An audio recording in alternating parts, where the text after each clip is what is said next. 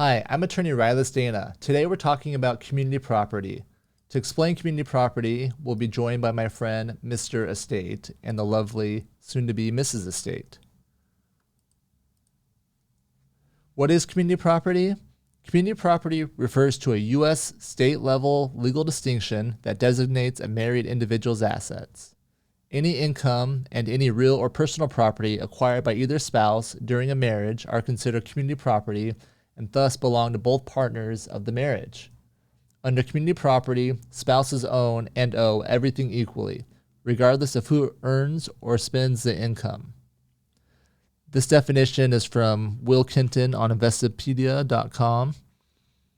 The Arizona Revised Statutes describe community property this way: as all property acquired by either husband or wife during the marriage is the community property of the husband and wife, except for property that is acquired by gift, devise, or descent, acquired after service of a petition for dissolution of marriage.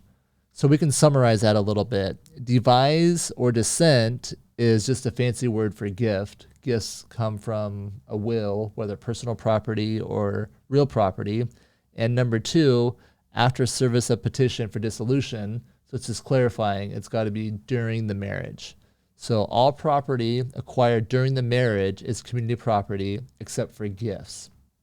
And there's a presumption that all assets acquired during the marriage are community property. So Mr. Estate has a bank account and a house, which is his separate property. That's the only choice because at this point he's not married. Now, once Mrs. Estate enters the picture, this is the soon-to-be Mrs. Estate at this point. She has a bank account and an individual retirement account, also her separate property. They decide to get married, and a community is created. From this day forward, they no longer exist. It's all about the community. So everything earned is going to be community property. So income from the job, let's start with Mr. Estate. So he takes his paycheck and puts it into his bank account, an account titled just in his name, an account that he had before marriage. So his income at this point is now community property. Even though it's in a separate account, the community has an interest. So we'll put it down here as his community property. Just because the account's titled just in his name, that does not make it his separate property.